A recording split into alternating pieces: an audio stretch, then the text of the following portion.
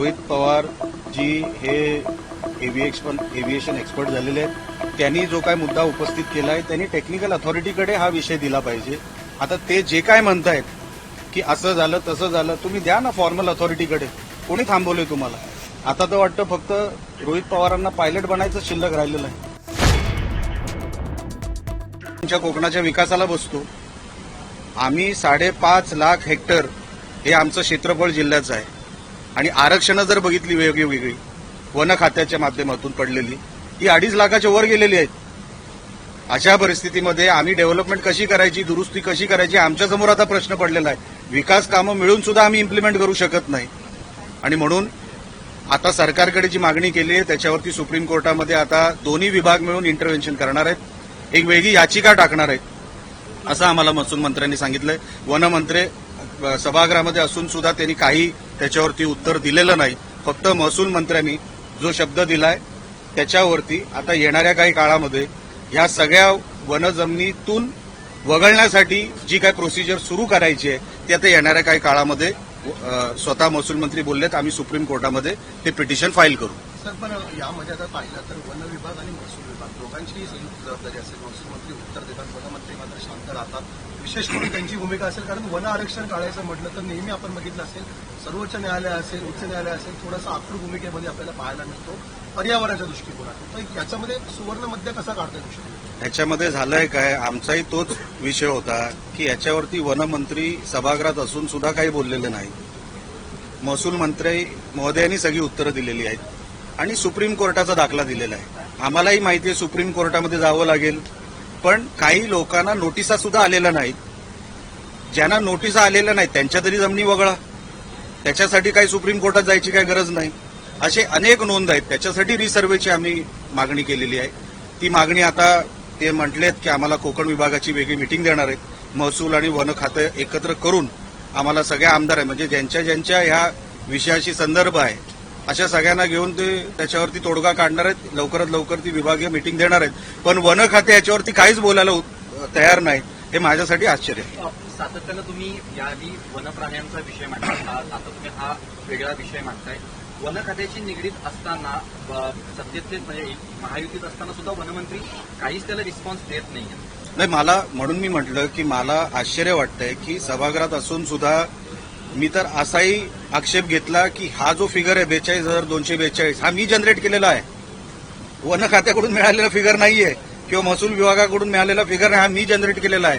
मग सरकार मला त्याच्यावरती उत्तर कसं देत आहे जेव्हा जनरेट मी केलेलं आहे? याच्यावरती सुद्धा मी प्रश्न उपस्थित केले. वन खाते त्याच्यावरती काहीच बोललेलं, त्यांच्याकडे नोंदीच नाहीयेत.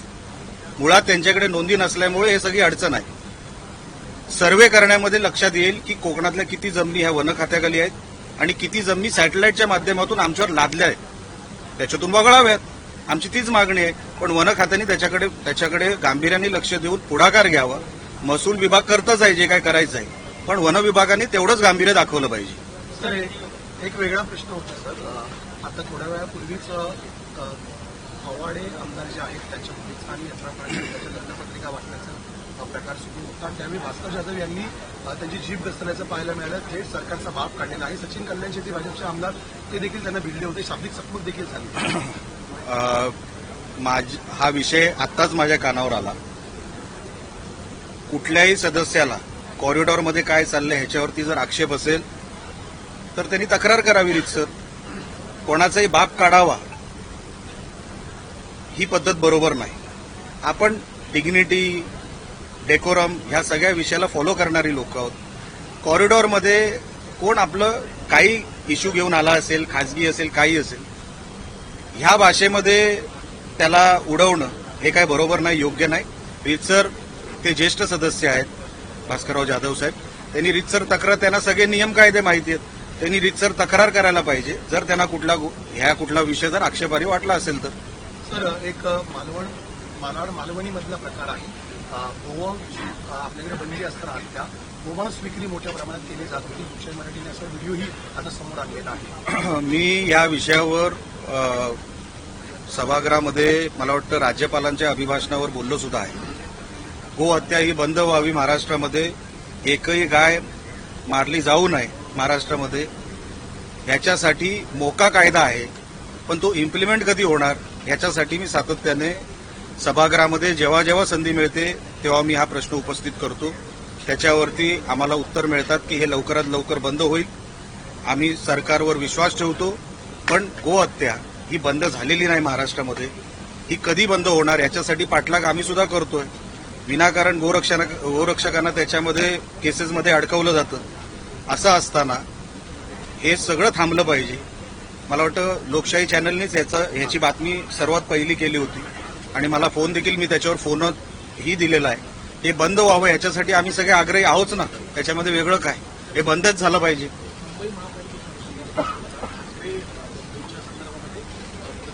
श्रीकृत नगरसेवकावरून मनसेमध्ये नाराजी होती, त्याला अनुसरून आता मनसेनं जी स्थायी ज्या समितीच्या प्रभाग समितीच्या निवडणूक आहेत त्यामध्ये तटस्थ राहण्याची भूमिका घेतली. त्यामुळे ठाकरे गटाला भाऊ तो त्यांचा आपसातला विषय आहे. ते बॉल बॅट खेळतात, मी काय खेळणार त्याच्यात. ते आपसात बघून घेते. सर, आज विधानसभेमध्ये नागपूरच्या काटोलमधल्या स्फोटांच्या संदर्भात चर्चा झाली होती. मालक अद्यापही या ठिकाणचे फरार दिसून येत आहेत. त्याच्यावरती अध्यक्ष महोदयांनी रुलिंग दिलेली आहे. एक वेगळी सिटिंग, एक वेगळी चर्चा या सगळ्या विषयांमध्ये त्यांनी घ्यायचं ठरवलेलं आहे. मला वाटतं गुरुवार किंवा शुक्रवार तो दिवस त्यांनी निवडलेला आहे. त्याच्यावरती एक सविस्तर चर्चा करून त्याच्यामधला मार्ग काढतील असं अध्यक्ष बोलले. सर, नवी मुंबईमधल्या डान्स बार प्रकरणात देखील मोठी चर्चा घडलेली होती विधानसभेमध्ये. आता नुकसान मराठीने व्हिडिओ केला. काल एका सफाई कर्मचाऱ्याने निर्भया पथकातील वाहन घेऊन धिंगाणा घातलेला होता. तो मद्यधुंद अवस्थेत देखील होता. त्यामुळे नवी मुंबईतील सुरक्षेचा प्रश्न पुन्हा उपस्थित केला जातो. डान्स बार असेल, ऑनलाईन लॉटरी देखील मोठ्या प्रमाणात अवैधप्रमाणे सुरू हे आहे. सगळे विषय सरकारने गांभीर्याने लक्ष दिले पाहिजे. ह्याच्यामध्ये दुमत नाही. जिथे काय चालू असेल, जिथे रेड पडतात, जिथे काय असे प्रकार सुरू असतील त्याच्यावरती सरकार दखल घेईल आणि योग्य तो मार्ग काढेल. सर, हिंदी में एक पॉलिटिकल सवाल था. आज रोहित पवार ने पिछले आरोप फिर एक बार किया. उनका कहना है कि जब 2023 में मुख्यमंत्री के तौर पर एकनाथ शिंदे दावोस दौरे पर जा रहे थे तब ईरान और इराक के एयर स्ट्राइक की परमिशन नहीं ली गई थी और इसी वीएसआर कंपनी ने वहां पर इलीगल तरीके से अपना प्लेन घुसाया था. वहां पर उन्होंने चेतावनी दी थी कि अगर प्लेन वापस नहीं गया तो ये प्लेन गिरा देंगे. रोहित पवार जी जो बातें कर रहे हैं आजकल, एविएशन एक्सपर्ट बन चुके हैं वो, तो इसके लिए उनको जो कुछ जानकारी होगी वो फॉर्मल अथॉरिटी के पास देना. देखिए, मीडिया में बोलना बहुत आसान है. फॉर्मल अथॉरिटी के पास अगर जाना है तो उनको जाना चाहिए. अगर इतने वो एविएशन एक्सपर्ट बन चुके हैं, अभी सिर्फ पायलट बनना बाकी है उनका, बाकी सारा हो चुका है. उनको वो करना चाहिए ना. आप अभी सीबीआई के पास ऑलरेडी वो केस अजीत दादा की है, फिर भी एफआईआर लेने के लिए वो जो कर रहे हैं, प्रयास कर रहे हैं, ठीक है. वो उनका अजीत दादा के प्रति प्यार होगा, श्रद्धा होगी, वो सब सही है. पर आपको अगर कोई टेक्निकल जानकारी मिलती है तो उसको फॉर्मल अथॉरिटी के पास देना चाहिए, ये मेरा मानना है. उनका कहना है कि सीबीआई की जांच जो है सुशांत सिंह राजपूत मामले में 2 दिन में शुरू हुई थी, लेकिन आज 18 दिन हो गए मांग करके, फिर भी अजीत दादा के केस में ये. उनको मैं करेक्ट करता हूं. सुशांत सिंह राजपूत की जो इंक्वायरी चालू हुई थी, सबकी मांग ये थी कि वो सीबीआई के पास जानी चाहिए. सीबीआई को तभी के मुख्यमंत्री जो उद्धव जी ठाकरे जी थे, उन्होंने परमिशन नहीं दिया था. 60 डेज के बाद सीबीआई महाराष्ट्र में आई थी, आपको अगर याद हो तो उनकी वो जानकारी गलत है. सुशांत सिंह राजपूत की केस सीबीआई के पास 60 डेज के बाद गई थी, इमीडिएटली नहीं गई थी. उनके पास जो जानकारी गलत है. सर, एकनाथ शिंदेच्या प्रवासासंदर्भात रोहित पवारांनी काही प्रश्न उपस्थित केले की माझे विरोधी मला असं वाटतं की आता रोहित पवार जी हे एव्हिएशन एक्सपर्ट झालेले आहेत.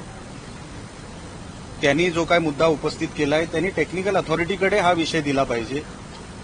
आता ते जे काय म्हणतायत की असं झालं तसं झालं, तुम्ही द्या ना फॉर्मल अथॉरिटीकडे. कोणी थांबवलंय तुम्हाला? ठीक आहे, तुमची श्रद्धा आहे अजितदादांवर, तुमचं प्रेम आहे, सगळं ठीक आहे. आता तर वाटतं फक्त रोहित पवारांना पायलट बनायचं शिल्लक राहिलेलं आहे. बाकी सगळी ट्रेनिंग त्यांनी पूर्ण केलेली आहे एव्हिएशन सेक्टरची. आमचं म्हणणं असं आहे की तुम्ही टेक्निकली जर तुम्ही साऊंड आहात, टेक्निकली तुमच्याकडे सगळी हे आहे माहिती, तुम्ही फॉर्मल अथॉरिटीकडे जा ना. सीबीआयकडे केस ऑलरेडी आहे.